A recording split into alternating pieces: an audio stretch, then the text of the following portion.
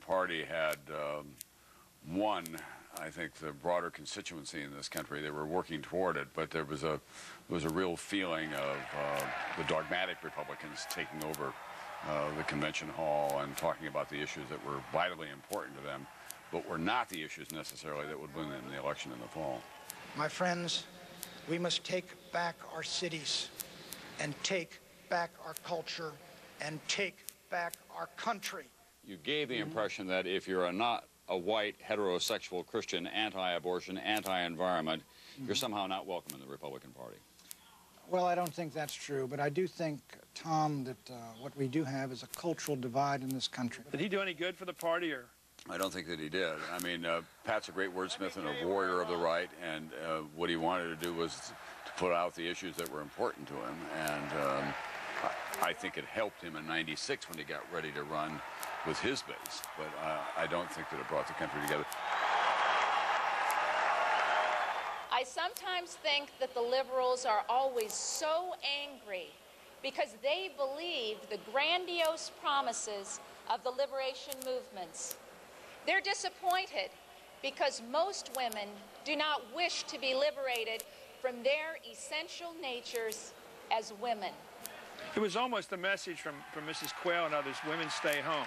Women were really just then beginning to take their place in the forefront, not just soccer moms, but women of all kinds, saying they became the most formidable force, really, in American party politics. And that was a miscalculation, I think, of fairly historic proportions. In the final analysis, these conventions are really about preparing the country for the fall and trying to get your party in shape so that it can win in November.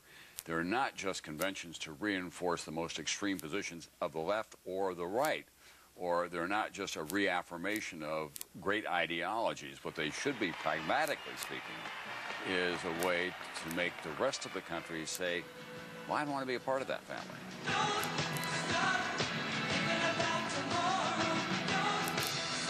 Let's talk about Bill Clinton's debut as a candidate. How did you think that went off? I think I was in New York. It was in New York. Right? What did you think of Clinton's...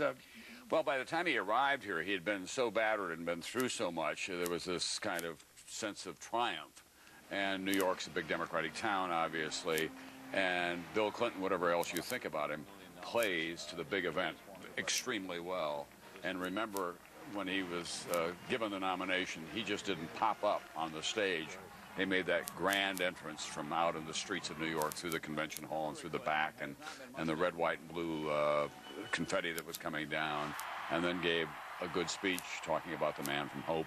I end tonight where it all began for me. I still believe in a place called Hope. '96 was kind of dull on both sides. Do you remember anything that grabbed you in those that re-election term of '96? Well, I remember Dick Morris losing his job. Dick Morris, the president's top Svengali, his top political consultant, this week's Time magazine, is resigning.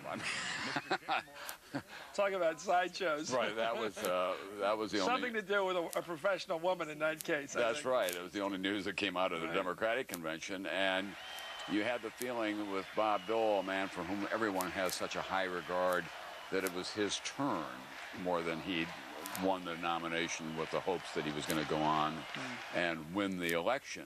Let me be the bridge to an America that only the unknowing call myth. Let me be the bridge to a time of tranquility, faith, and confidence in action. Over the years, the role of the candidate's spouse has grown in prominence, visibility, and importance at the conventions. Do you know what I respect about George? In spite of all those jobs, our family has always felt an enormous part of his life. The children and I have always felt as important as the work he was doing.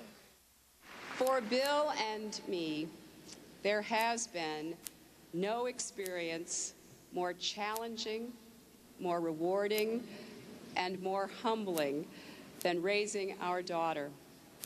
And we have learned that to raise a happy, healthy, and hopeful child, it takes a family.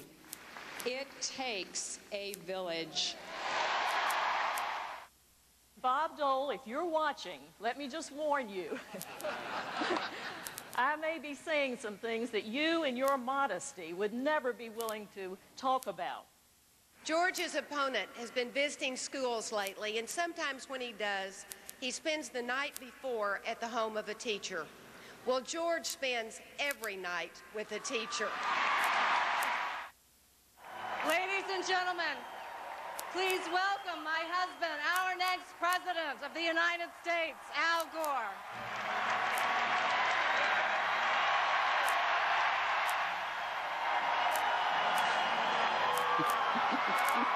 Okay, toughest question tonight. Was that a plus or a negative? I think it was a plus. A lot of people wondered about the warmth of Al Gore. It was a genuine moment.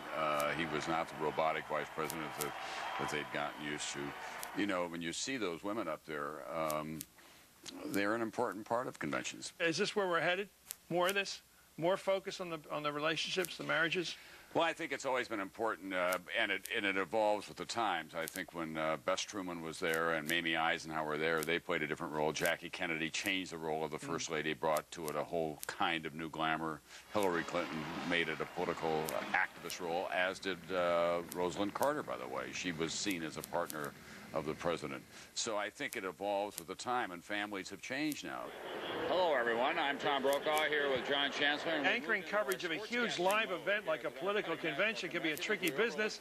It's like being an air traffic controller at an extremely congested airport, and it takes more than a little finesse. So I think what I better do is say thank you so much. Say goodbye to me. We'll let you go down. I know when I'm being... it's okay, Tom. You're not being dismissed. I want you to understand I think that. I You am. can stay here for a long time and answer lots of questions. Okay. I have a feeling I'm being asked to leave. It's all right, though. I understand. Okay. You're quite a charmer. Didn't she great anyway, by the way? Well, Mrs. Reagan and I have had a long relationship because I've known her since the 1966 campaign. She was not always happy with my reporting, and I would hear about it through various aides and so on. But for the last 10 years or so, and beginning really with that convention when we were talking there, the president and I had the same birthday, February 6th, and she always felt that that was a connection between us. And she'd known me when I was a young man in California and a young reporter, and he was just starting in his political career. And I must say I admire her so much for the closing years of the president's life, how she stood by his side, wouldn't put him out to a facility, and never complained whenever anybody talked to her. Tom, it's been a great hour. My pleasure, Chris. Hell of a life, too. Yeah, You've seen it all. You've seen them on the way up. You've seen them on the way down. There was a time when the people who ran political conventions went to great lengths to hide the big decisions being made at conventions. Now they go to equal lengths to pretend that those big decisions are being made right before your eyes, from smoke-filled rooms to television shows. That's been the trend. But the party conventions continue to deliver suspense. Will the candidate deliver a barn burner or a clinker? Will the action out on the streets upstage the action up on the stage? Will it create a candidacy that's hard to beat, or just more reasons for defeat? Is this democracy in action we're watching, or primetime PR? I'm Chris Matthews with Tom Brokaw. Thanks for watching. If you give me your trust, I will honor it. Grant me a mandate, I will use it. Give me the opportunity to lead this nation, and I will lead. I ask all of our fellow citizens to join me in building that bridge to the 21st century. For a better America and 1,000 points of light. It's time for the people to run the government and not the other way around. A new day for America and a new dawn for peace and freedom in the world. This generation in this hour has man's first chance to build the great society. And we stand today on the edge of a new frontier.